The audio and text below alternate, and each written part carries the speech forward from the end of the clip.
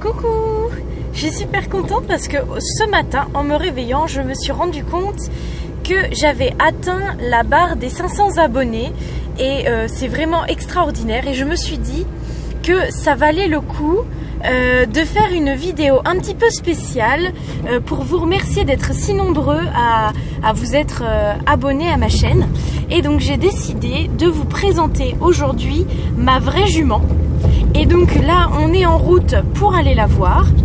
J'ai quelques minutes de trajet parce que d'habitude elle est dans mon jardin puisqu'on a pas mal de place, mais comme on a un autre champ et que l'herbe avait énormément poussé, et ben on l'a mis là-bas pour qu'elle puisse brouter et puis servir de tondeuse naturelle.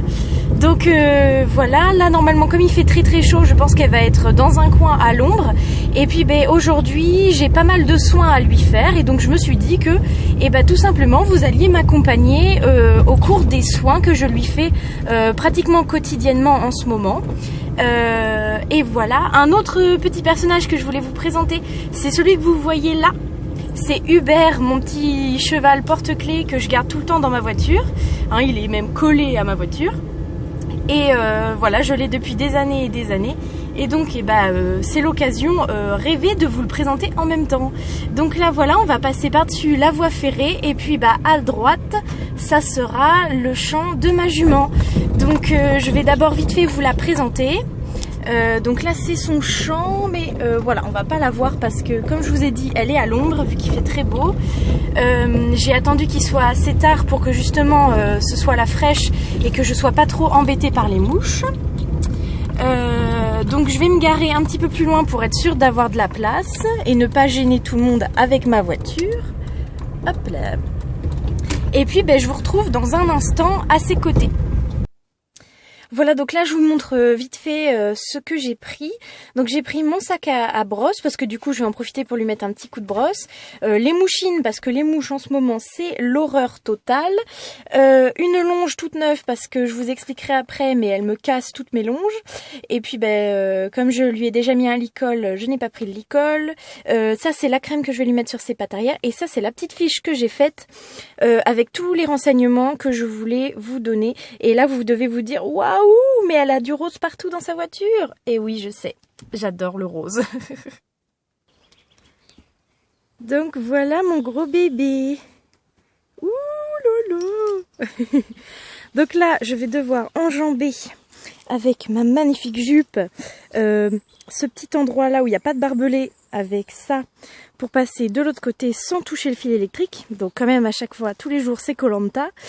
Et puis surtout faire traverser tout ça. Et puis comme il y a de l'ombre ici, je pense qu'on va s'installer ici. C'est son petit coin préféré quand il fait chaud. Pour commencer le pansage. Voilà, coucou ma belle. Oui, je sais, t'as vu le sachet de friandises. Hop là, on va s'installer ici. Parce que ce qui est un petit peu embêtant dans ce champ-là, c'est qu'en fait, j'ai aucun moyen de l'attacher. Parce qu'il n'y a aucun arbre et que tous les poteaux sont derrière les fils électriques. Donc en fait, je vais la mettre à un endroit qu'elle aime bien. Comme ça, je sais qu'elle va pas trop bouger. Et puis voilà, donc là, je vais amener toutes les affaires et je reviens tout de suite. Donc voilà, j'ai tout amené. Donc là je vais commencer, avant de lui mettre de l'émouchine, par lui mettre un petit coup de brosse partout pour qu'elle soit toute propre. J'avais oublié de vous montrer le sachet de friandises parce que c'est quand même super important. Donc je lui passe un coup de brosse et ensuite je lui mets de l'émouchine partout et je vous reprends tout de suite. Et tu fais.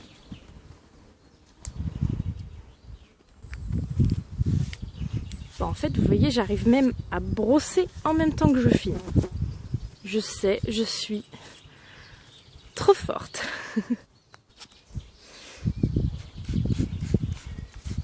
Voilà, donc je lui mets du petit push-push anti-mouche. Hein, parce que là, la pauvre, elle est invasée de mouches. Et pour le coup, j'ai beaucoup de chance parce que le pchit-pchit, elle a pas du tout peur. Je vous expliquerai tout à l'heure, mais c'est une des rares choses dont elle n'a pas peur. Et ça c'est cool pour elle comme pour moi, parce que c'est vrai que monter avec des mouches, c'est pas pratique. Voilà ma belle. Voilà. Donc là, je viens d'ouvrir le paquet de friandises. Ah, mange pas le téléphone. Et forcément, ça c'est un bruit que madame reconnaît très très bien. Tiens mon gros nez. Oh, nana. Encore un. Bon, et puis donc dernier petit élément que je vais faire aujourd'hui, c'est, je vous montre. Hop là, je sais pas si vous voyez, mais elle a de la gale de boue à sa patte, donc ça s'appelle gale de boue, mais c'est pas vraiment de la gale. C'est juste qu'en fait, elle a la peau tellement sèche que ça a craquelé et ça a fait des petites croûtes comme ça. Et après, il y a plein de mouches qui viennent dessus, et donc ça l'embête énormément. Et donc c'est quand même le comble hein, pour un Normand d'avoir son cheval qui a des problèmes de sécheresse de peau, étant donné le temps... ah, c'est pas ça qui se mange, c'est ça. Le temps pluvieux qu'on a tout le temps. Mais donc voilà, je suis obligée de lui mettre de la crème hydratante. Je vous montre pas les marques sur ses pattes. Donc je vais mettre des gants. Ah non, j'en ai pas dans la main. Que j'ai mis là-dedans pour pas en avoir trop sur les mains. Et puis je vous reprends juste après. Je vous montre ce que ça donne vite fait, même si c'est pas très important. Mais ça lui fait carrément du bien. Parce qu'évidemment, comme nous, quand on a la peau sèche, ça nous gratte. Donc forcément, ça fait du bien. Hein ma belle? Qu'est-ce qu'elle a entendu? Mon gros bébé. Bon, alors excusez-moi, il y a du vent. J'espère que ça vous fait pas trop de bruit dans l'appareil. Donc je vais vous la présenter rapidement. J'ai préparé une petite fiche pour rien oublier. Donc, si elle pouvait arrêter de manger le paquet de friandises et le téléphone en même temps, ça serait pas mal. Donc, je vous présente Herbeline. Elle a 22 ans et c'est une selle français. Donc j'ai noté rapidement le nom de ses parents, mais donc je vous l'ai dit rapidement. Donc son père c'était César des Fonténis et sa mère Grazelia du Bir, et c'était tous les deux des selles français. Beline.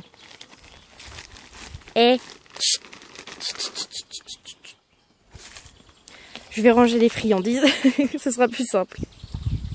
Voilà, l'objet des convoitises est caché, à mon avis. Elle va réessayer 2-3 fois. La goulue. Non. Ceci dit produit.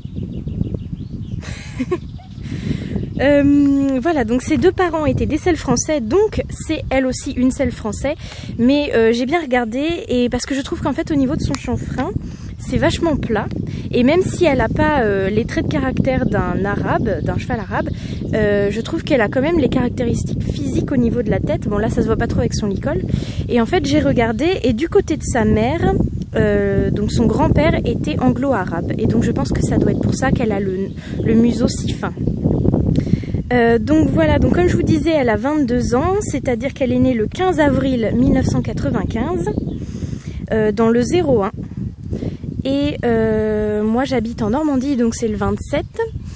Et je l'ai acheté dans une écurie qui s'appelait l'écurie de la Tête d'Or, d'où le nom de mon centre équestre, de la Tête d'Or. C'était pour elle. Et d'ailleurs, si vous connaissez bien les chevaux qui sont dans mon centre équestre, vous savez certainement qu'il y a une des juments qui s'appelle Herbeline, elle aussi. Donc, pour une petite anecdote, j'ai aussi remarqué que sa maman, à Herbeline, avait 23 ans quand elle a pouliné d'elle. Et elle en a 22, donc j'hésitais à un moment donné à lui faire un poulain. Et avant ça m'embêtait parce que je voulais pas arrêter de la monter. Et puis bah maintenant je vais vous raconter mieux tout à l'heure, mais maintenant je la monte quasiment plus. Donc je sais pas, je vais voir si l'idée me trotte toujours dans la tête ou pas de lui faire un petit poulain.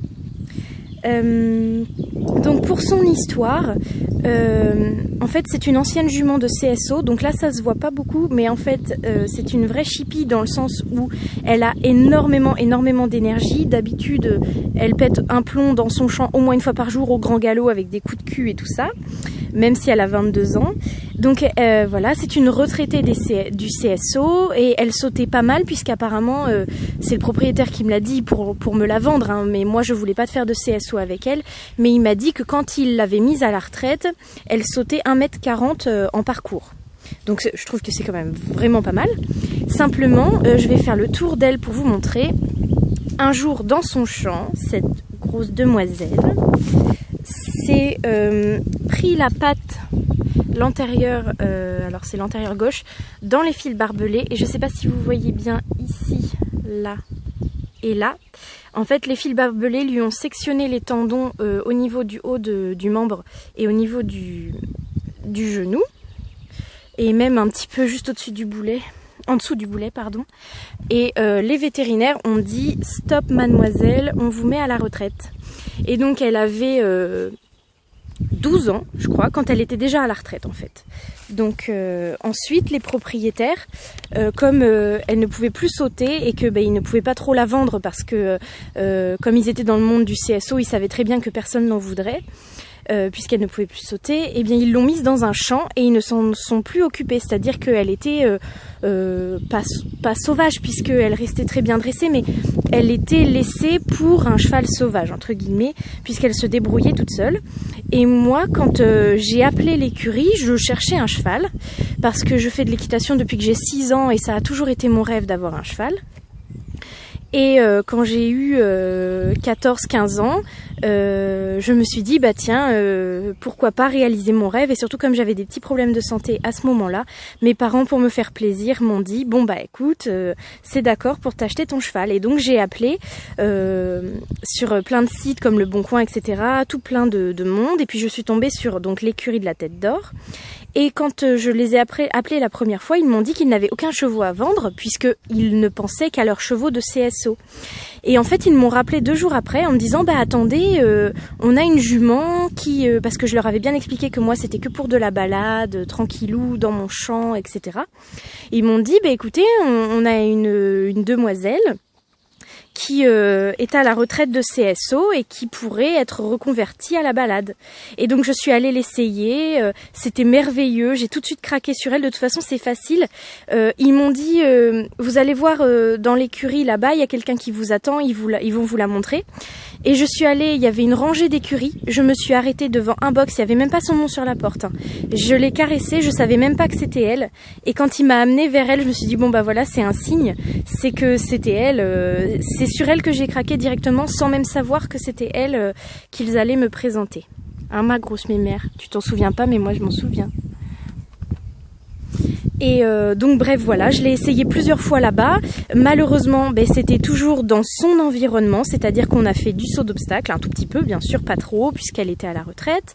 Beaucoup de dressage parce qu'elle a énormément de bases de dressage, elle fait énormément de dressage, elle est vraiment très très bien pour ça aussi.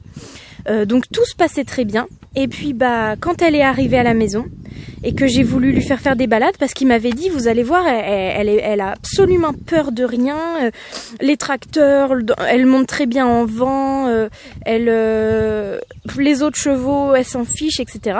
Donc moi je me suis dit bon c'est parfait, simplement en campagne il n'y a pas d'autres chevaux ou de vent ou de tout ce qu'elle avait l'habitude.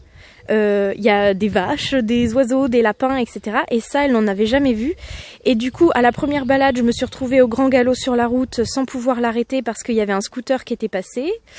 Et puis j'ai réessayé 2-3 fois et à chaque fois c'était la catastrophe et mes parents n'ont plus voulu que je monte en balade parce qu'elle était ingérable. Dans la forêt, elle fonçait dans les arbres, etc. parce qu'elle avait peur au moindre bruit. Dès qu'il y avait un oiseau qui s'envolait, elle était terrifiée.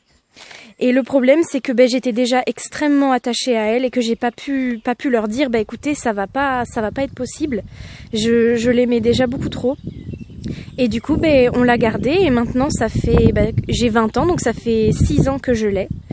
Et c'est l'amour de ma vie, c'est le premier être que j'ai aimé aussi fort, à part ma famille bien sûr. Et voilà, c'est ma grosse mémère que j'aime énormément. Même si je ne peux pas la monter en extérieur. Donc en fait, je sais pas si vous voyez, mais il est très très grand le champ là-bas, ça continue très très loin. Donc en fait, je la monte dans son champ.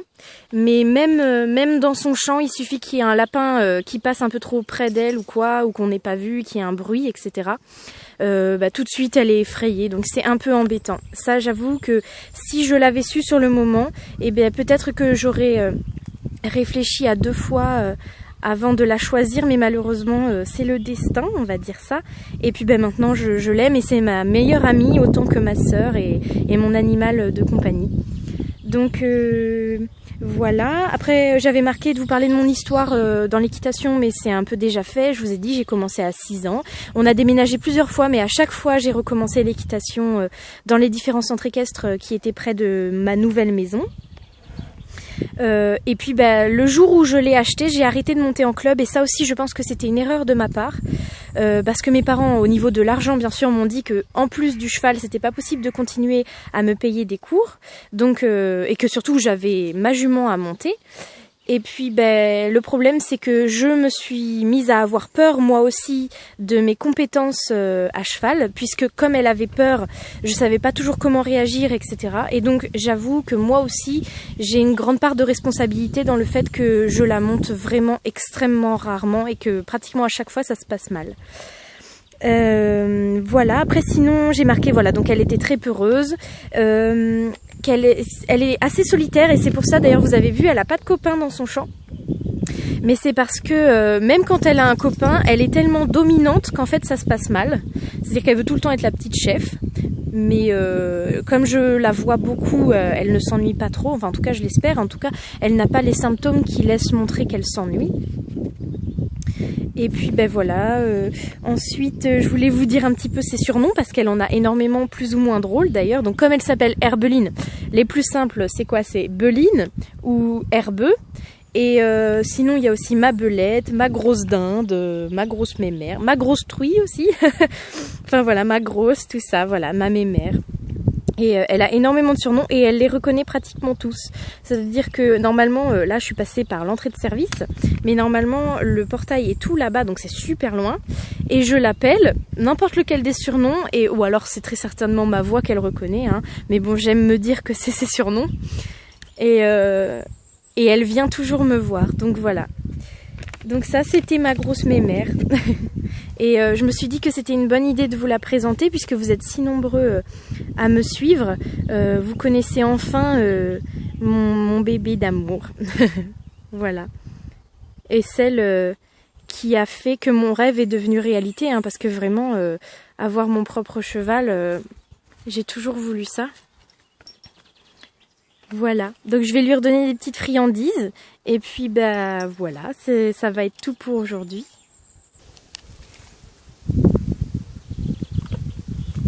Oh là là. Ma grosse mère. Elle est tellement gentille.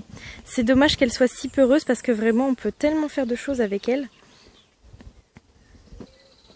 Ah ma grosse mémère. Ouais. Hein? Gros plan sur tes grosses oreilles. Bon voilà, j'espère que vous étiez contents de découvrir ma grosse mémère. Et puis à partir de maintenant, je pourrai vous la montrer en snap. Hein, parce que je voulais attendre, je voulais que ce soit une surprise. Oh bah oui, ça gratte.